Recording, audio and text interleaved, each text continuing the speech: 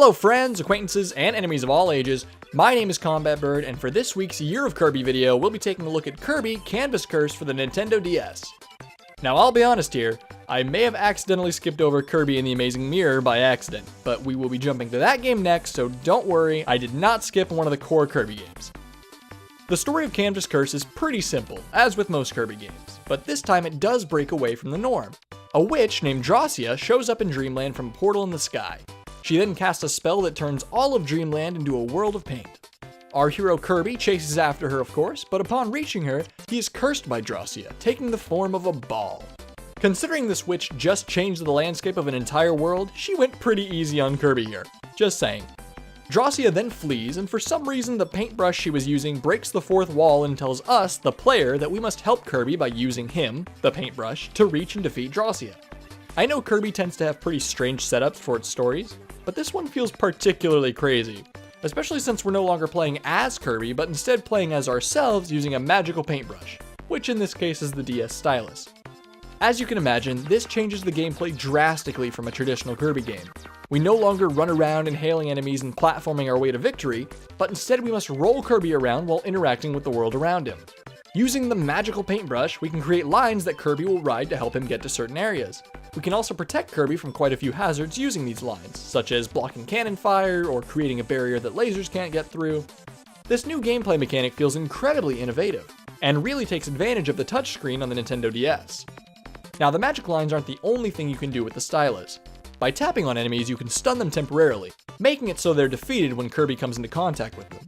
You can also tap Kirby himself to make him roll faster, which also defeats enemies. Sometimes there are things you simply can't accomplish with Kirby though, and this is where interacting with the environment comes into play. You're able to destroy blocks, blow up falling rocks, and even light up certain stages. In the beginning of the game, you only really have to worry about one or two of these things at a time. But by the end of it, the game can actually become quite difficult as you try to manage all of these things at once. There are also 11 of Kirby's trademark copy abilities that he can use, and these tend to get a lot less use than they did in prior games, as you really don't need them for the main game. They do function how you'd expect though. Beam shoots a beam around you, burning turns you into a fireball, stone turns you into stone, and so on. In Canvas Curse, there are 7 worlds with 3 levels each, and the final 8th world which has 1 level and a final boss. Once you've completed the 3 levels of the world, you're met with a boss, and the bosses of this game have actually changed quite drastically as well. Instead of having a different boss for each world, you have 3 bosses that you can choose from. They're all familiar faces. You have King Dedede, Kracko, and Skater Guy. Paint Roller, that's his name, Paint Roller. These boss fights are unique in the fact that instead of a typical fight, Canvas Curse actually combined them with the sub-games. King Dedede has Kart Run, which is a spin-off of Gourmet Race, where you must drag Kirby's cart up and down collecting food and avoiding obstacles in the race to the finish. Kracko has Block Attack, a brick breaker type of game where Kirby bounces around between blocks. Your goal is to defeat all of the enemies, and you can draw a line with a stylus for Kirby to bounce off of. And Skater Guy has Paint Panic, the easiest of the sub-games in my opinion. Paint Roller draws a variety of shapes in a connect the dots meets Simon Says type game, and really that's all there is to it.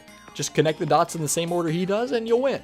Each sub-game has 3 different difficulties, but for the main story you'll only have to beat the first 2, as you have to fight each boss twice in the order of your choosing. The final boss of the game is actually a traditional styled boss where you must survive, wait for an opening, then strike. It's surprisingly easy, but still fun nonetheless. Maybe it just feels easy because the last few worlds, specifically World 6, felt like hell. I swear, World 6 might have just been the bane of my existence. You really need to have mastered multitasking at this point, or have a ton of lives so that you can brute force your way through it. Alright, now there are a couple of extras in this game that I wanted to mention. First of all, the main collectible, medals, actually have some interesting unlocks this time around. Usually in a Kirby game, getting 100% completion unlocks all of the music and sound effects in the sound room. And in this case, that's still true, but this time there's way more. As you gain more and more medals, you can actually unlock different characters to play as. Now I figured it's probably just a reskin, right? But no, each character is slightly different from Kirby, making them much more enjoyable to play. Except Waddle Dee, who seems to function the same except he's unable to use enemy abilities, so really just a downgrade there. You have King Dedede, who is much larger and can swing his hammer around in a large area, Waddle Doo, who permanently has the beam ability, and even Meta Knight, whose tap attack lasts much longer and moves much faster than Kirby. The fact that there are other playable characters is amazing. It was something that they could have left out and no one would have said a thing, but it's the little details that make up a charming game. You can even change the pattern of your paintbrush lines. Once again, a super small detail, but it really does add to the experience.